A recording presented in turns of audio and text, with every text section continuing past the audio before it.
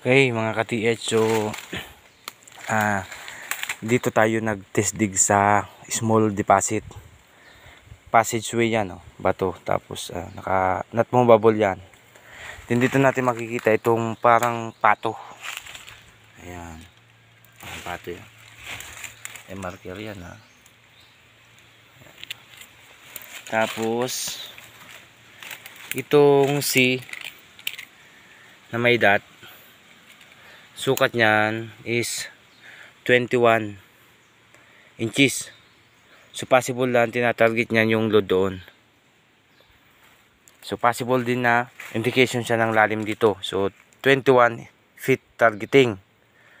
Pero sa HTM na nakuha natin, yan. Yan. 7 inches yung stick ko na yan. Yan. 7 inches eksakto. 7 inches, tapos 7 inches din yan. So bakit may 7 inches? So check natin sa 7 yards. Yan pa, may box pa. Tapos ito pa, ganda. Ayan, anong marker yan? Ayan, ganda yan.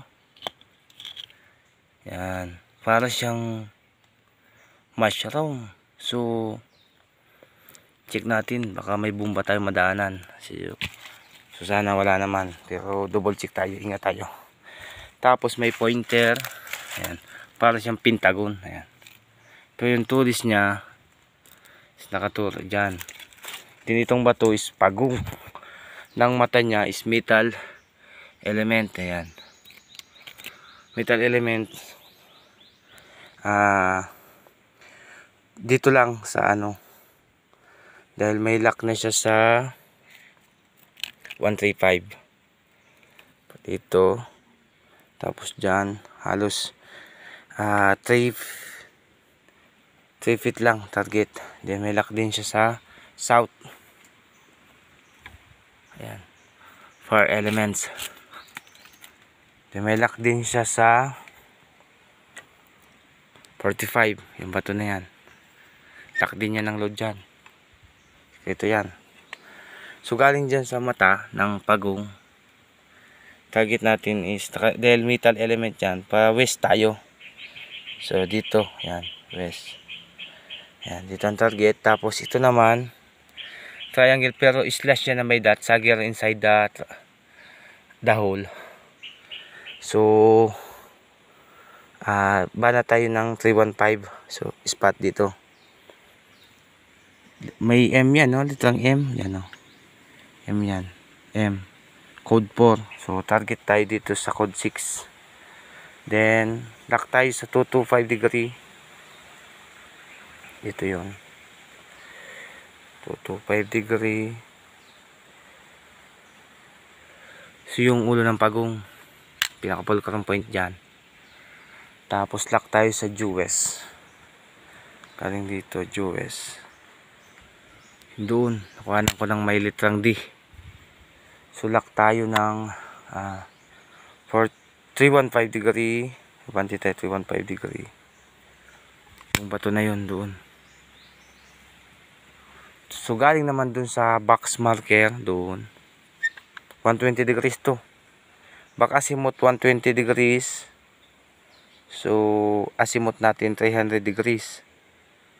Yan doon. Yan, doon. Tapos sa gilid niyan, doon yung isang small load. So check natin ito sa 7 feet. Pag wala, 7 yards. Finishing na yun. Finish na tayo doon. Ayan.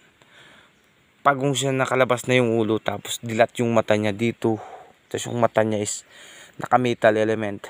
Nakaharap sa west. So automatic ang load is nasa west. So alignment siya doon sa medium load. Ayan, nakaumpok na bato na yan. Na-scan na natin yan. Ayan. Medium load. Tapos aabanti ito ng west for big load. West big load, south medium load. Tapos ang small load ulit is nakaano lang siya, 3 check natin kung ano dito siya. Galing dito sa load to load to ayan, 310 degrees load to load.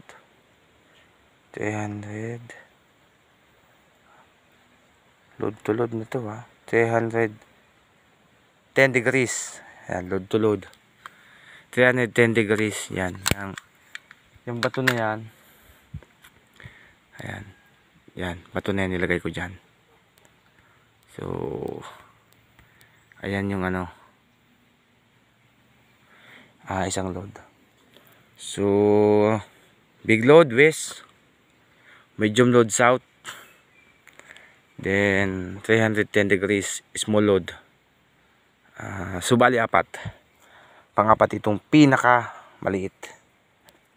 So yan lang mga ka-TH.